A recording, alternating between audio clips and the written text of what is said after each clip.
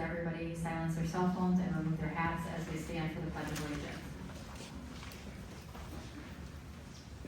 I pledge allegiance to the flag of the United States of America and to the republic for which it stands, one nation, under God, indivisible, with liberty and justice for all.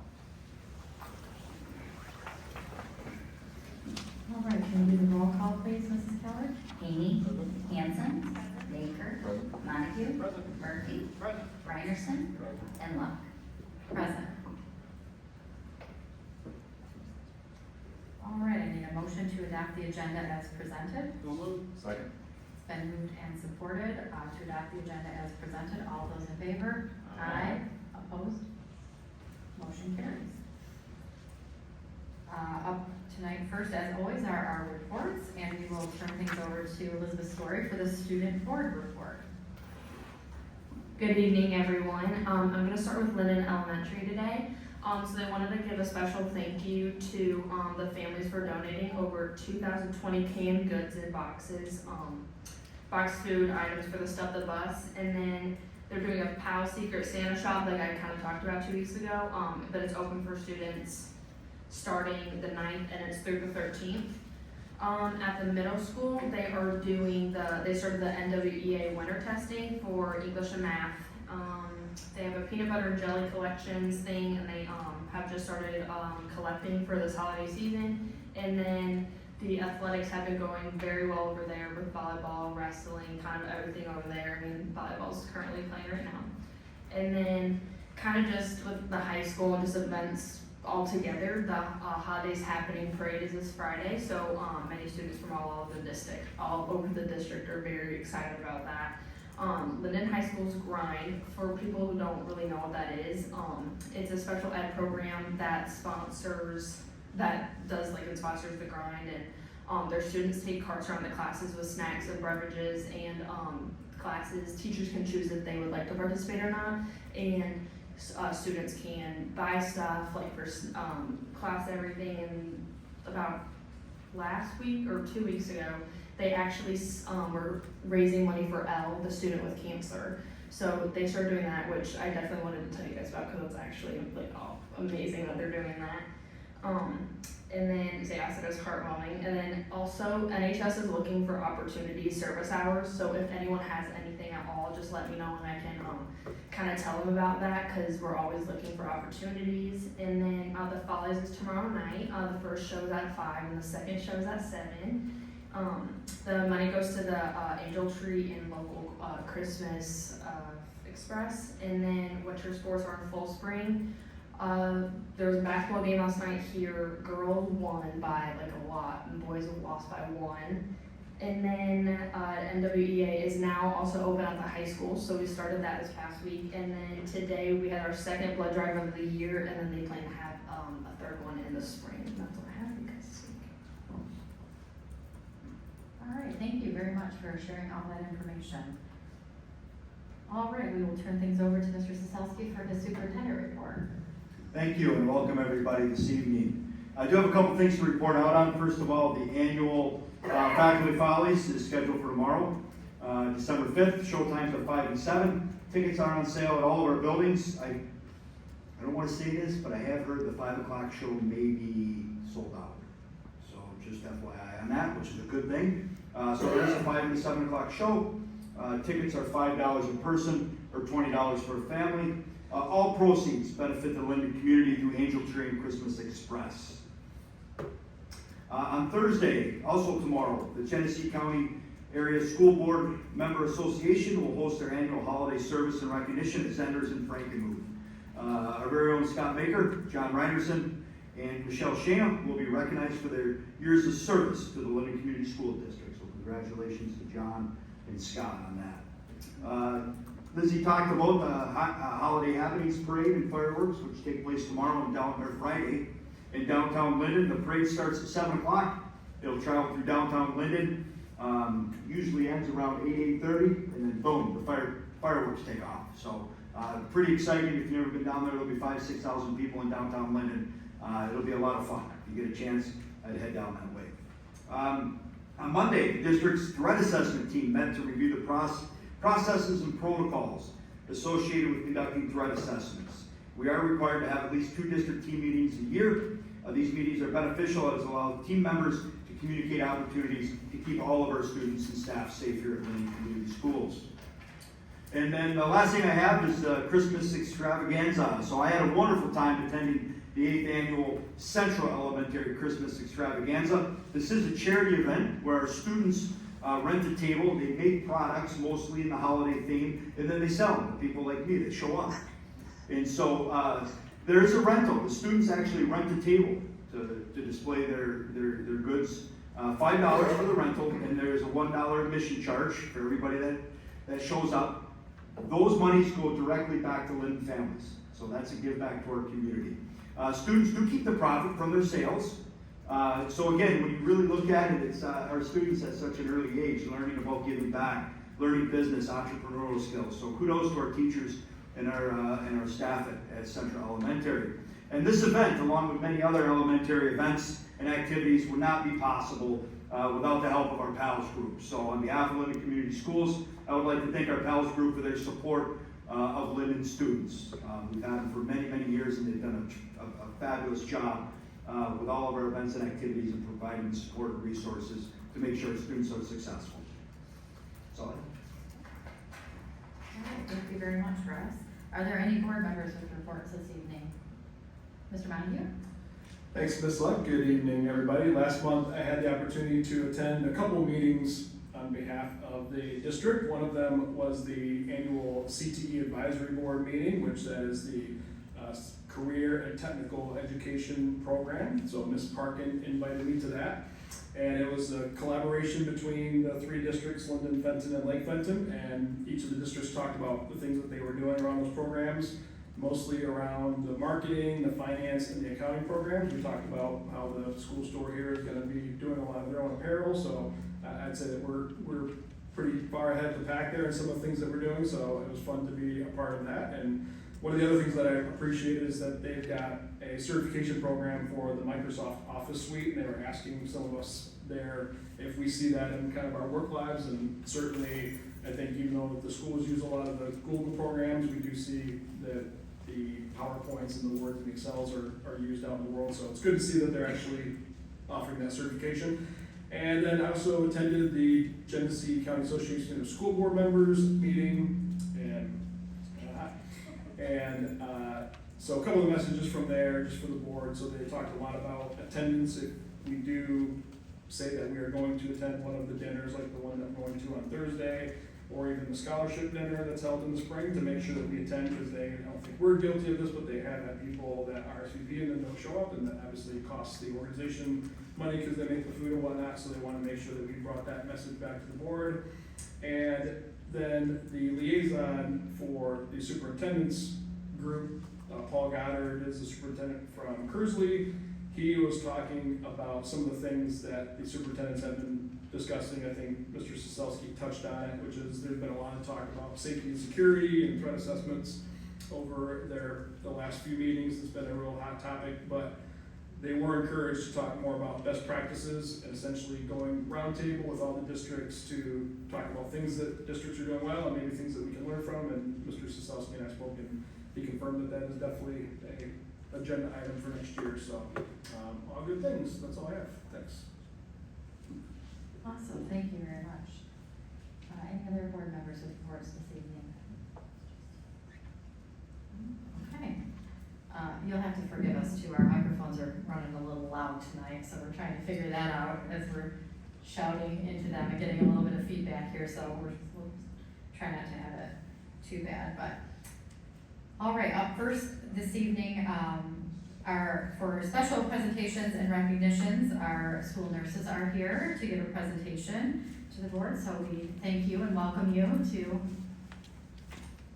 share your information. Okay. So we were asked to, I'm Paige Weber, for those that don't know me. I'm the school nurse for the high school, middle school, and central. This is Danielle Wines. She is the nurse for Hyatt, Linden, and Argentine. So as we go through the PowerPoint, you'll see some italicized items. Those are things that are ongoing. whether we did them last year, we're doing it now, or our goals moving forward. So, last year we were able to get 8 mannequins and 8 AED trainers. We also became BLS instructors, so now we can train all of our staff on CPR, first aid, AED. We recently just got tourniquets, stop the bleed kits for all of the AED boxes, so we do training on that as well. We've trained 25 staff members in CPR. We scheduled immunization clinics, also dental and vision screenings. Last year, just from November when we were hired to May, we saw over 650 elementary students, 120 secondary students, and staff members as well. We also conduct the health condition trainings, so training staff if they have students on signs and symptoms to look for, medication administration, emergency situations, how to administer the emergency medication. Also community involvement, we organized the Argentine Health Fair last year, with some local vendors coming in and kind of helping out with that. We continually communicate with families and physicians to get, updated emergency action plans with other necessary medical orders for chronic health conditions. We do the field trip bags, we kind of do trainings again throughout the year, if they need update, if any medication changes, emergency meds change, something changes in messages help. We also sit for 504s, and then we do individualized health plans as well. Continue to advocate for student health needs that sometimes go unnoticed or untreated. Also giving medical resources to families in need, medical supplies, insurance information, helping them get signed up for insurance, also referring them to physician specialists.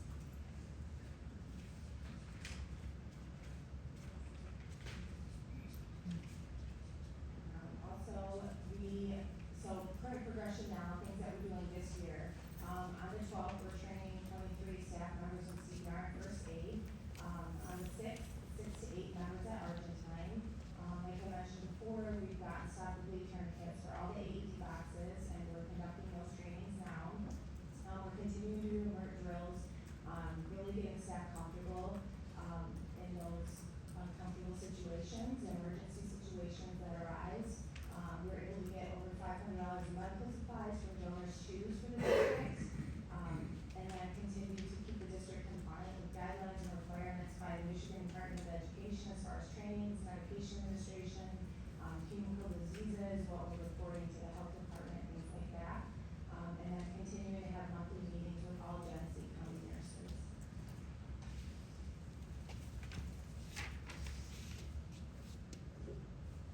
Alright, so some of our current progression also that we're working on, we continuously monitor and we're in the expired stock meds, like our updated Neprin, Narcan, AED pads. We make monthly nurse newsletters that are sent out to families.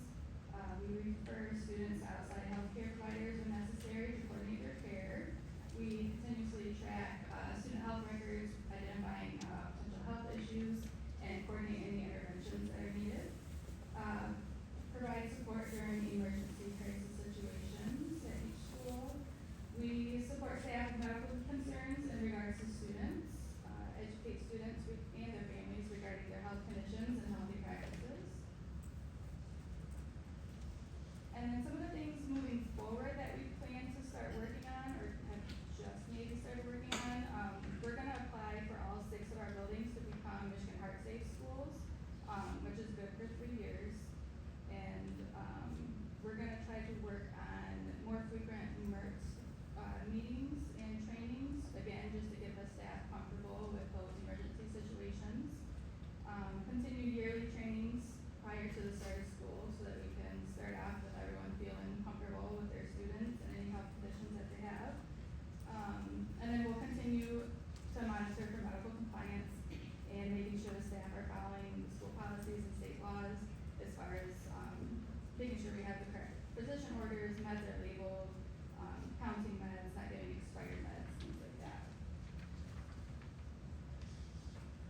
And then also we are gonna continue updating schools with pertinent health information, provided from the Genesee County Health Department. Keep attending health action team meetings.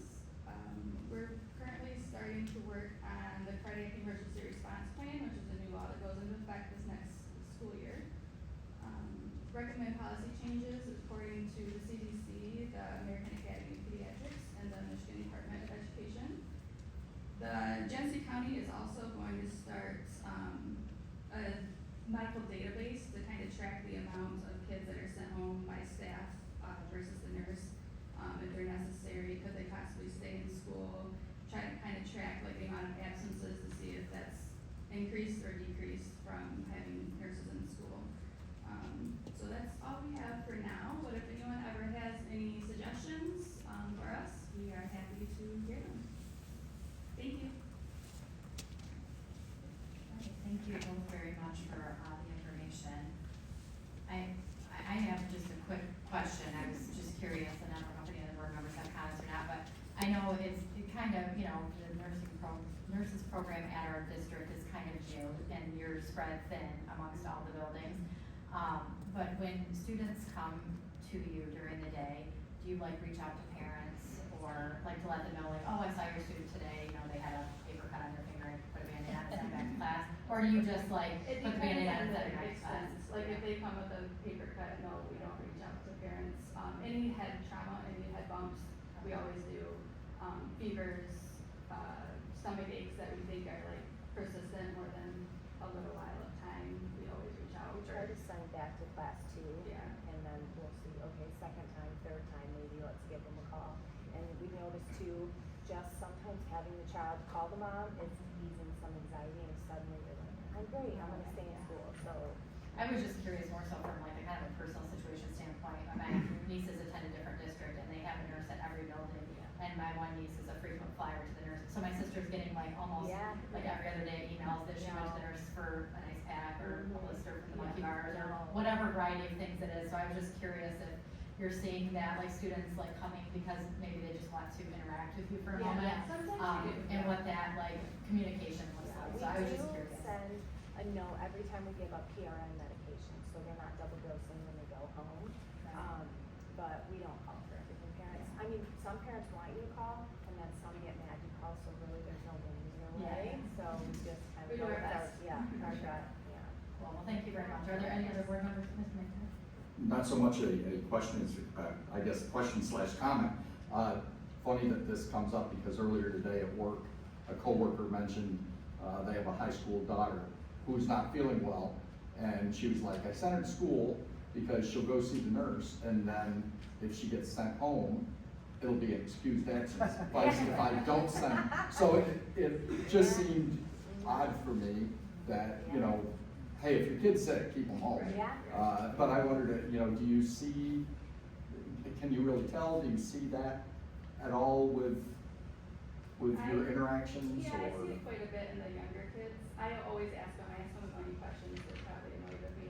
But I'm like, when did you start feeling bad? And they're like, oh, this morning before school. They're like, yeah. I'm like, did you tell your parents? Yeah. What'd your parents say? Oh, just go to school, you'll be fine. Or, you know, like, so it just depends, but I just kind of weigh it out. You know, if they appear ill, I will always call too. Sometimes kids just don't look right. And I take the teachers' comments on it too. They'll send out a note, like, they're not normally like this, they just don't act right, so. Or in parentheses, frequent flyer. And just last comment, your statistics from last year, November to May, with 600 something K-5 students and all, that's an incredible load. Yeah. And I'm just thinking our, administrators, office staff and teachers trying to handle their load, and it's not their core competency. And just having you as a resource, Yeah, I and think that's is just important. ours, that's not secretaries, so Right. we're not there on those Exactly. stations, so it's way higher than what we Exactly. have. Thanks, I'm glad you're here. Thank you. Any other comments, Mr. Montague? Yeah, hi, thanks for the information, we We're not appreciate letting it. you off. I'm really wanting to. Sorry, this should be equivalent. So with the cardiac emergency response plan that's going into effect, and then the policy changes that it sounds like you're gonna recommend, is there anything you need from us in terms of, do you have all the right tools, do you think, and then this is just a matter of getting the paperwork right? It sounds like you're with AEDs and training and all A lot that. of the criteria to become Michigan Heart Safe, and I've been in touch with Gwen. She is the project coordinator at U of M, and once it opens in January, the application, we apply by May.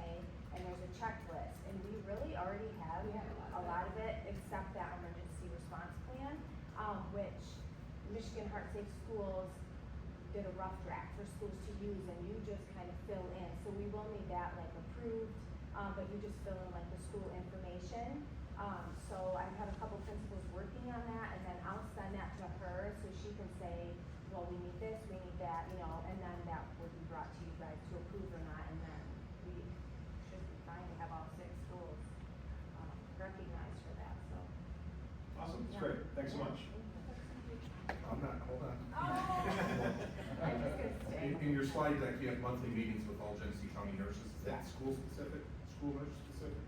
Or Any Genesee County schools that have nurses are included in it. So Shorts Creek, Flushing, Goodrich, Fun, Grand Blanc, Ramblin', Lake Fun. yep, there's a lot. There's a lot, Atherton. a lot of them have nurses now. that was part of my question was, are we seeing most schools? Yeah. Yes, Mhm. There's a Goodrich lot. just got one this year. Yeah, it's very common now. You find it valuable. Oh, yeah. Yeah. Yeah. Was your history in pediatrics or no? I'm still currently a labor and delivery nurse Okay. at McLaren. I pick up casually, and then we were at. I did, yeah, I was at Hurley, I did some pediatric psych, and then a couple other random things, mother baby, postpartum, OR. Sure. So, but yeah, pediatric psych was the most pediatric, experience. Very well, thank you. Mr. Murphy? Yeah. Again, Ms. Luck, thank you, Danielle and Paige, for your presentations. We really appreciate the effort you put in the school district to keep our kids safe. You mentioned the number of visitors you've had to your offices. How does that work out? Do you ever have times where you need to be in 2 buildings at the same place, at the same time? Sometimes, Yeah. And how are you handling those questions? Kind of like a triage Triage, the situation. importance of Yeah. emergency, Life-threatening. yeah.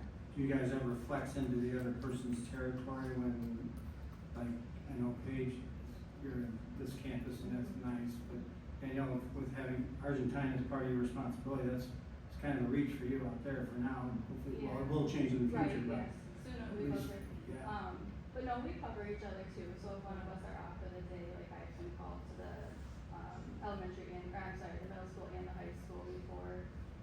So we're flexible, like we go throughout the buildings throughout the day, if someone calls us and wants us to come assess a possible broken arm or something like that, and they just have, you know, question if it's, needs to be like an EMS call or a parent home call or whatnot, so. so right now, we don't utilize substitute nurses, you guys just cover the other days off or Yeah. whatever Yeah. happens? Yeah. Okay, well, again, appreciate that, really increases the load on both of you, so, on those days, and again, thanks for all the work you do. Thank you. I think we're good. Okay. Sorry, I didn't mean to bombard you with unexpected things, but I think we're all just very excited about this and grateful that you guys are doing this, and, just curious to see how it will continue to grow within our district and what we can do to support what the needs are, so thank you for being here. All right, there are no particular administrative updates this evening, so we are at public comments. Are there any public comments this evening? Okay, no public comments. That takes us to the consent agenda. So the consent agenda this evening consists just of our minutes from our regular meeting on November 20th. Yep. Oh, the summer tax resolution, yep, that's right on there, see, I flipped the page. And the summer tax resolution for 2025, as discussed at the last meeting. So, do I have a motion and support to approve the consent agenda as presented? So moved. Support. Been moved and seconded, any comments or questions? All right, all those in favor? Aye. Opposed? Motion carries. We do not have any action items this evening. We have a couple of discussion items. First up being Brooke Hansen's MASB virtual attendance at the 2025 Winter Institute, February 7th and 8th, to include several CBA courses as part of her board member ongoing training and efforts to help bring information back to us as well. So Brooke would like to continue her learning by attending that, and about half of the courses are reimbursable, so, I guess we're not voting on this tonight, so this is just for discussion, if anybody has comments they'd like to make. I just wonder when Brooke is gonna start instructing for me. She's planning it, she's planning it. Because it gets to a point where you don't have any more classes you can take, so that means you have to start teaching the classes. Well, I do plan on proposing a session for the next annual leadership conference, so I will probably be presenting there as long as it's accepted, so. So we'll have to, in advance, put it on our calendar so that we don't have a board meeting that conflicts and some of us can go to support Brooke and the district, if that gets approved, so. Any other questions or comments? This will just go on consent at the next meeting.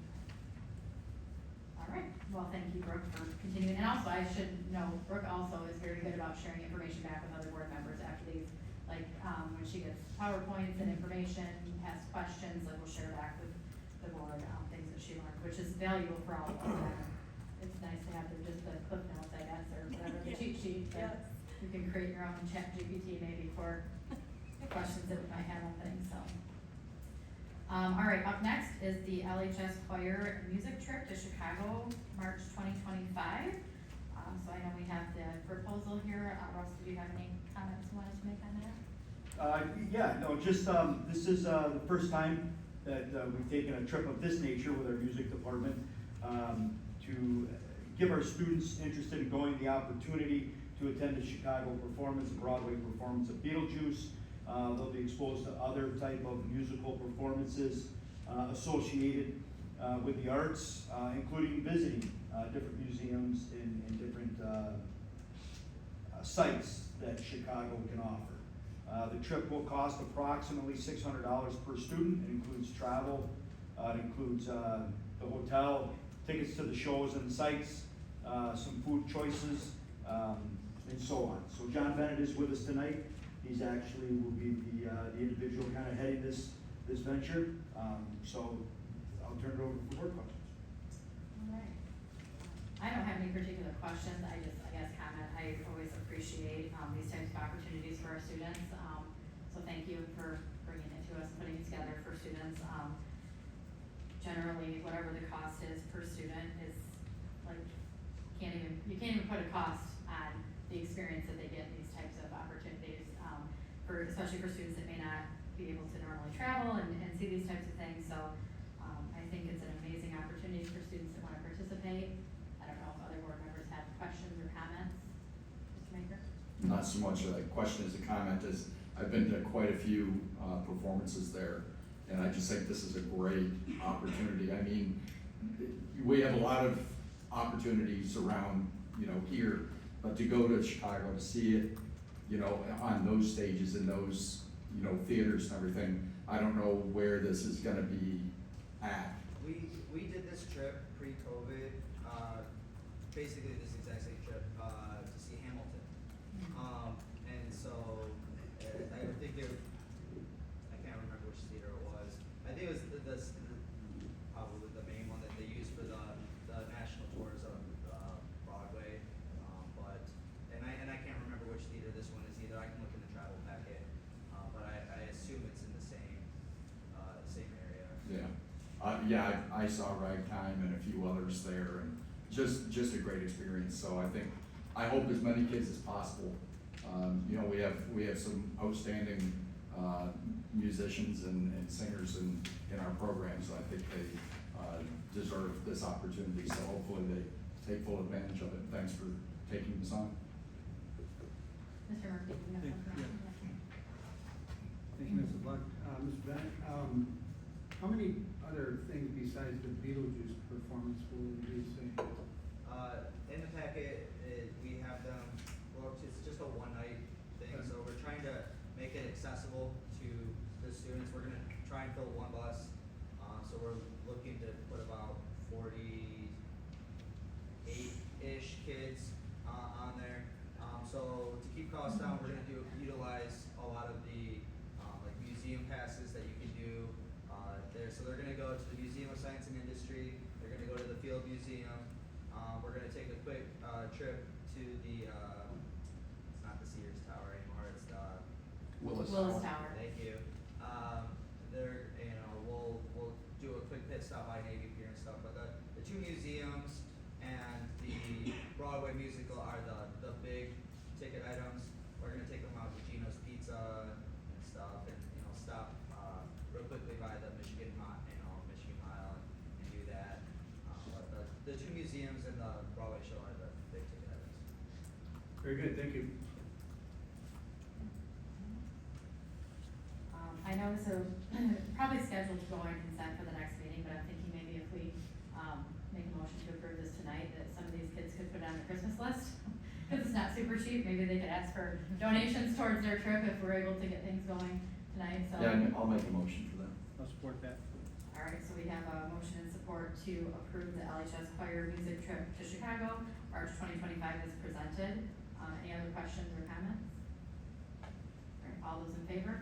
Aye. Opposed? Motion carries. And thank you for being here tonight. Thank you for supporting our students in this way.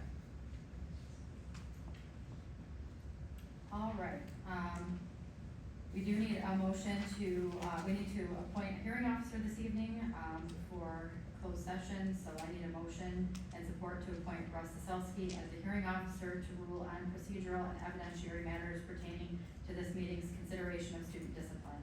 So moved. Support. Been moved and seconded. All those in favor? Aye. Opposed? Motion carries. At this time, we're gonna move into closed session, this evening for section 8B, student discipline of the Open Meeting Act at 6:32 PM. Do we have a motion? So moved.